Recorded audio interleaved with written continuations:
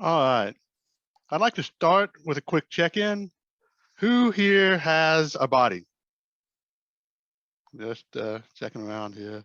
Now that question is not a rhetorical one. It's a real question when you think about it. I mean, think about these other questions as a way to think about that one. Was that body always the same size it is now? Always the same shape? When you were little, despite being small, were there things your body could do then that it can't do now? Are there things your body can do now that it couldn't do then? Are there things your body can do that some other bodies can't? Are there things other bodies can do that yours can't? I asked those questions, shamelessly stolen from Catherine Loya at Tennessee Valley UU Church, and she adopted partially from Everybody by Emelinda McLean and a meditation on church for all bodies by Reverend Teresa Soto. And I ask you those questions to put you in the frame of mind to hear the next things I have to say. I'm with you today in the midst of the largest mass disabling event since polio. Let's be real. We're still learning about the effects of long COVID and its scope, but both seem pretty extensive. A lot of people are going to have serious physical and mental needs and support for a long time. Add to that the economic instability, add to that our ecological disasters, add to that our political upheaval, add to that the loss of fundamental rights. All around us, people's hearts are breaking. People's lives are breaking. People's body minds are breaking. The term body mind has come into favor among some disability advocates as a way to get past the old philosophical dualism between body and mind. I mean, in that tradition, the body is trouble. It feels things, it needs things, it has bodily functions. The mind is free and clear of that, right? It's above it all, cool and reasonable, clean and pure. The idea of the body mind collapses that distinction. It acknowledges the way that bodily processes and chemical systems affect our thinking and mood, and also the way that our thinking can affect our bodies and our physical health. We can't talk about the body and mind separately and actually have that mean anything when you think about it. The body and mind are, to use a familiar term, interdependent. I would amend Mia Mingus to say interdependence can exist within one person. What's more, all our body minds are interdependent with everybody else's. We are connected to each other. Our physical and mental health is not just up to us. They're affected by others' choices, their generosity or selfishness, their care or lack of it, or lack of access to it. I'm telling you this so you will know where I'm coming from when I talk about disability justice. One way to think about disability justice is a riff on Cornel West saying, justice is what love looks like in public. If we accept that, then we could say that disability justice is what disability love looks like in public. But that raises an interesting question. What is disability love? Now, I'm not going to answer that yet. Let me give you another definition. This is by Patty Byrne, who's the co-founder of a disability advocacy group called Sins Invalid or Sins Invalid, depending on how you want to read that second word. She says, a disability justice framework understands that all bodies are unique and essential. All bodies have strengths and needs that must be met. We are powerful, not despite the complexities of our bodies, but because of them. And all bodies are confined by ability, race, gender, sexuality, class, nation, state, religion, and more. We cannot separate them. That's the way to say our body minds exist at the point of intersection of all of these different aspects of our identity. So you can't understand disability without understanding race and gender and sexuality and so on. But you also can't understand those things without understanding the role that disability has played and still plays in the way things work. One thing we do know, the current status quo power structure is highly focused on controlling bodies, on controlling body minds. And it's always easier for a system of control if we as individuals and collectively do that work of control ourselves. Now, you might have heard about the movement in Unitarian Universalism to adopt an eighth principle. It asks us to specifically to dismantle racism and other oppressions, and to do so with accountability to others. Ableism, prejudice against disabled people, is one of the oppressions that the eighth principle calls on us to dismantle. Now, this dismantling is hard when we live in a society and an economy that requires disability. Requires? Think about it. We have created a society in which people are expected to be independent individuals. During industrialism, the body had to conform to the machine. If you didn't have the type of body who could stand at a machine in a factory and pull that lever all day, then you weren't able-bodied. You couldn't work. You couldn't get an income, right? You didn't have value in that system. Industrial processes then also took these non-disabled bodies and made them disabled. Factory accidents, coal or chemical exposure, repetitive work, all of these and more broke people's body minds.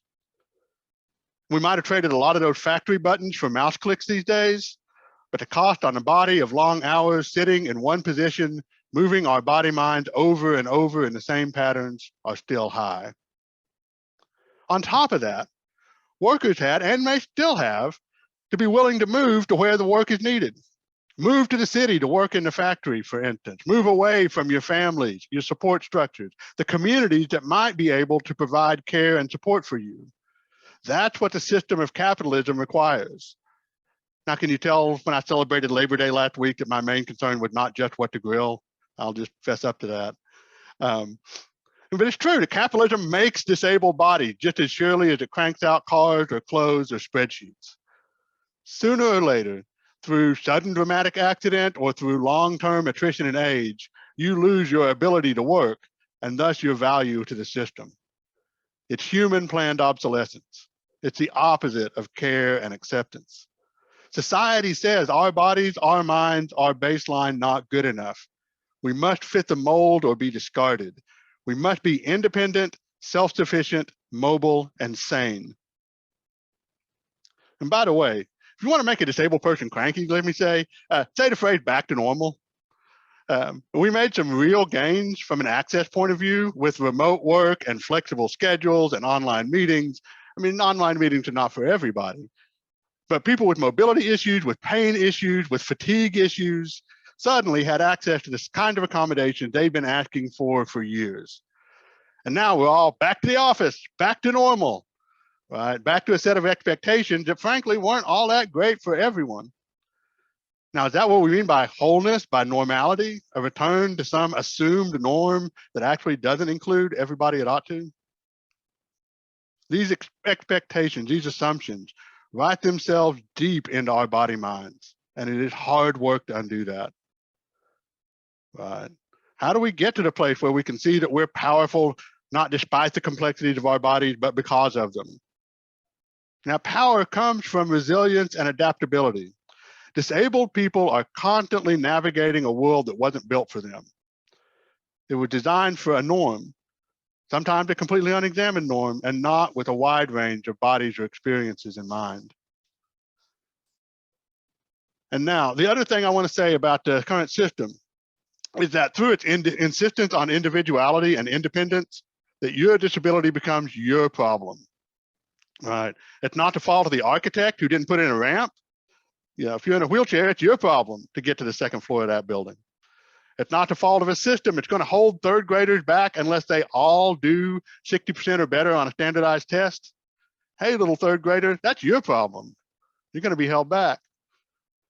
It's not the fault of the New York hospital that would take away your personal ventilator to get you own to give to another person, deemed by a doctor to have a better quality of life. That's your problem. I mean, on the bright side, I guess it's not going to be your problem for long. I mean, let me be clear. The thing about the third graders is something that's going to happen by state law in Tennessee this year. and in an environment, I might point out, in which you're having to remove books from classrooms so that they can be approved for age appropriateness by another state law. The ventilator scenario is one that the author and activist Alice Wong might have faced back in 2020. She was quoted in the New York Times about it. The state law in New York at the time was, at the beginning of the pandemic, was that if she went into the hospital with her ventilator, that it was legal, right, for the hospital to take that privately owned ventilator and, you know, give it out to someone that the doctor considered a better risk, right, with a better objectively measured quality of life. And what a lot of non-disabled people, or people who don't consider themselves disabled, don't consider is that disabled people might actually have fun and rewarding lives. Life satisfaction levels for disabled people actually track non-disabled people pretty well. And it turns out, newsflash, that the human beings are pretty adaptable to whatever their life circumstances are. So the laws in New York were changed, right? A lot of activism and pressure went into getting that. Right, but it was hard because, you know, that move seemed like common sense, right? It's just common sense to, you know, distribute the resources to where they'd be best used. And folks, though, I've got some bad news for you about common sense. Another term for that is unexamined assumptions. And I don't have to tell you the effect of unexamined assumptions. They make an ass out of you and umption. Right. I mean, we're UUs, right? I don't have to tell you all about, you know, the benefits of examining assumptions. You know, some people have like live, laugh, love painted on their walls. I think we have question assumptions, right, as a UU wall decoration. Anyway, but yeah, there's a sad story in this country about our assumptions and the value of human life. It's been shaped by a movement that started 100 years ago called eugenics. You might have heard of this, right? Good genes, it meant. Right. In my class, I can give a lecture and get you from 30 Rockefeller Plaza to Auschwitz in 2 degrees of separation. Right. You know, just start me up sometime on that. I'd be happy to talk about it. But yeah, right. People like Andrew Carnegie and John Rockefeller financed the American Eugenics Society. The Eugenics Society had displays at state fairs. You could go like the Tennessee Valley Fair and see a display that says, "We take such care with breeding our cows and chickens, but what about human beings?" Right. You know. They had sermon contests, right, in churches about promoting the message of eugenics and good breeding, right, one of which was won by a Unitarian minister. They sponsored beauty pageants, fitter family contests, educational materials to high schools.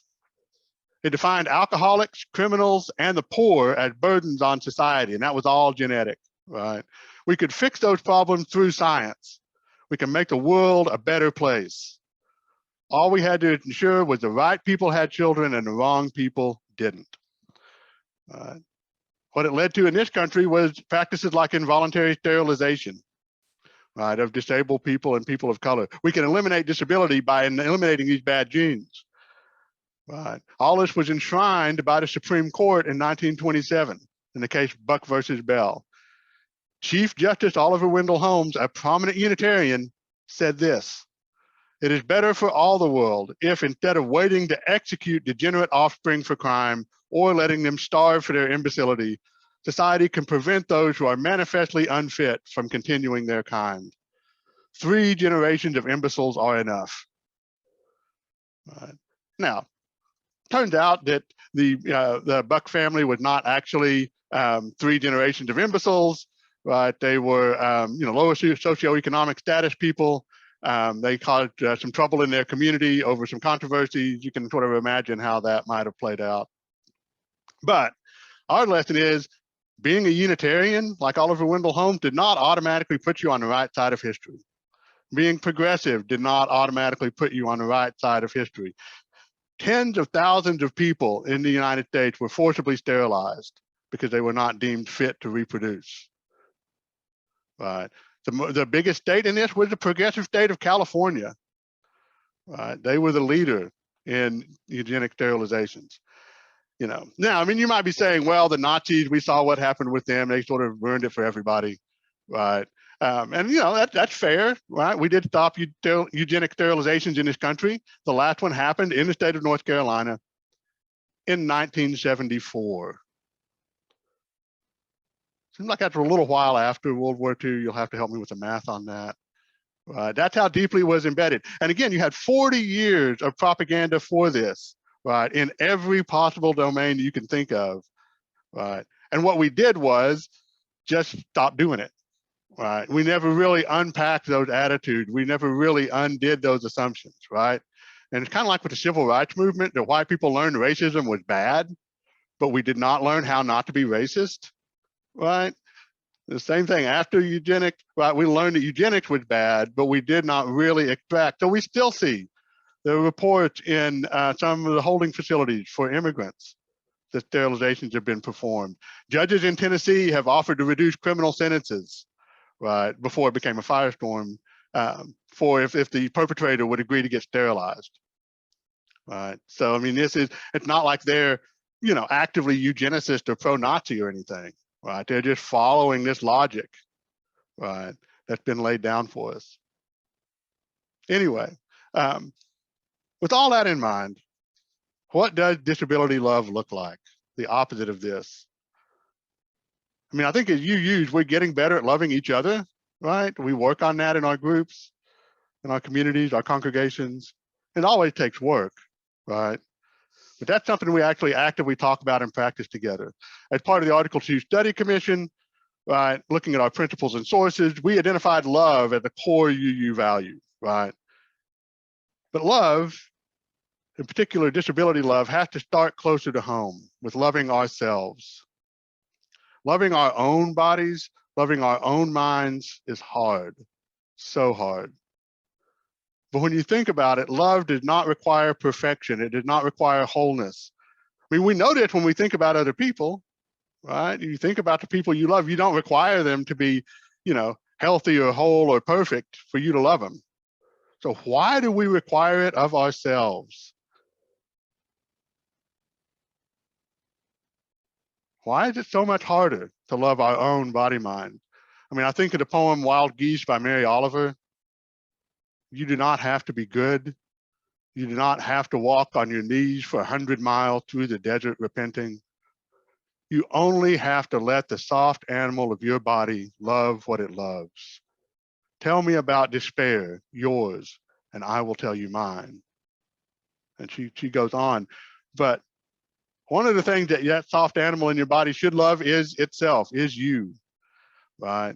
And that point about tell me about despair, that's where those broken edges that we all have can connect to each other. It is that breaking, right, that actually opens us up to interdependence, to connecting to each other. We are confronted with the fact sometimes, even when we don't want to admit it, even when everything in our society tells us we should not want this.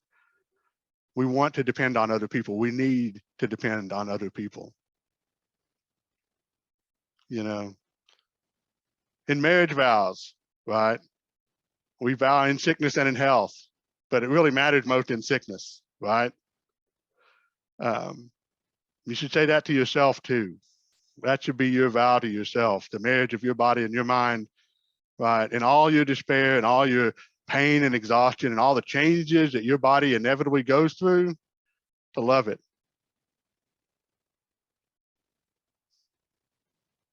It's hard, right? I don't pretend to say it's not hard. Nancy Mayers, who's a writer that has MS, has a great passage where she says, everybody, disabled or not, imagines a boundary of suffering and loss beyond which she or he is certain life will no longer be worth living. I know that I do. I also know that my line, far from being scored in stone, has inched across the sands of my life. At various times, I could not possibly do without long walks on the beach or rambles through the woods. I could not possibly use a cane or a brace or a wheelchair. I could not possibly stop teaching or give up driving. Meanwhile, I go on being now, more than ever, the woman I once thought I could never bear to be. For her, her disability was a lesson in depending on other people and accepting her body as it continued, right? And her desire to live and live in it would continue. In a world where you're on your own, that's frightening. In a world with adequate support, much less so, right? A real dual motion has to happen. We have to transform our spaces to make it easier for us all to have support and access. And we need to transform ourselves so that we don't react with fear and loathing to the prospect of having our own needs, and by extension, allowing other people to have their needs too. You know, I'm not saying it's easy. We mourn it when we lose the ability to do things we used to do, right? And we should do that. But like all grief, that's easier shared. From a certain point of view, our body minds will always let us down. But it is also true that our body minds have always held us up. They are what we are. Anything we've done with the bodies and minds that we have, and that we have in community with other bodies and minds. So yeah, there's absolutely certain practical things we can do. Using a mic every time there's an option to do so, even if we think our voices are plenty loud. Ensuring there's physical access for every space we gather in. Using plain language more often, making things understandable. Prioritizing people's physical and mental health needs. These will always be stopgaps until our thinking is transformed.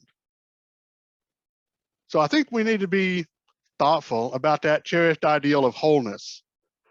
And wholeness has a lot of power, but as a goal, I think we ought to be delicate with it. Now, I confess here, I'm getting to the edge of my own thinking. I'm guided by other disabled explorers of the human condition. One of these is Eli Clare, who's a trans-disabled writer and advocate. He has a book called Brilliant Imperfection, Grappling with Cure.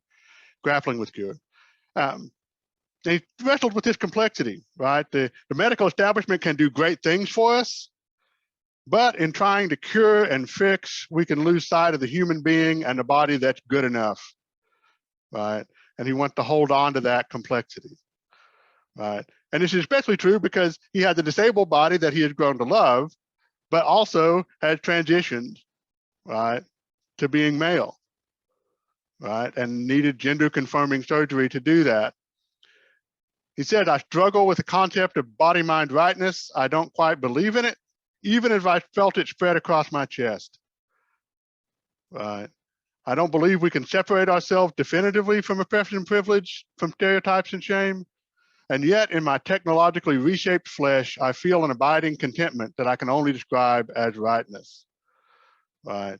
You know, he discerned that the negative feelings about his disabled body with cerebral palsy was shame that was put on him by society. But that feeling of rightness in his body is love, right? Love for himself. And he needs, he says, that messier story, because there's no real way to reconcile the lifelong struggle to love my disabled self exactly as it is with my use of medical technology. We've got to have, he says, I can either try to fix those contradictions or just embrace them. And that's what I would encourage us to try to do, is just, yes, it's complicated and contradictory. And Leonard Cohen says in Anthem, ring the bells that still can ring, forget your perfect offering. There's a crack in everything. That's how the light gets in. We don't have to have it all worked out. We don't have to have our problem solved in order to take action. Your offering doesn't have to be perfect. It just has to be accountable in a community of love. It's about being open to vulnerability, about accepting our own mortality and embodiedness. We tend to spin the mind off into its own ethereal sphere because we know the body has to change and die. And this is hard knowledge. But it's one that's best shared, held by our web of support and association, that interdependent web of love. If it's true, as the song says, there's a crack in everything, does it even make sense to talk about brokenness and wholeness on some level? If everything is broken, isn't, nothing is whole? Anyway, I'm sorry. It's terrible of me to brought you all this way into this sermon. I know I'm over time. I still have more questions and answers. I think as a faith, we are still living our way into this answer. But I'm confident that as a faith, we are one of the better spaces that can do this work. Unitarian Universalism is a great space for imagining the future. Right. Can we move past metaphors of brokenness and wholeness to a new understanding? I'm a dude who loves metaphors. I don't know. Right. But embracing that contradiction that our bodies can be broken and whole at the same time, I'm all for that. The world can be broken and whole. To alter a line from Rumi, out beyond ideas of brokenness and wholeness, there is a field. I'll meet you there. I don't know exactly how to get to that field, but I have an idea what it looks like. Our beloved community is one that holds all bodies. It's one where we can live in the complexity of ourselves without fear. There will be suffering and debility. There's always suffering and debility, but we will hold each other through it. There will be a rightness there, not some artificial ideal of pure, smooth, unbroken egg wholeness, but a rightness that embraces us all. I can't tell you exactly what the path is to that field, but I can tell you that all bodies and all minds can travel that path. And I can tell you the name of that path is love.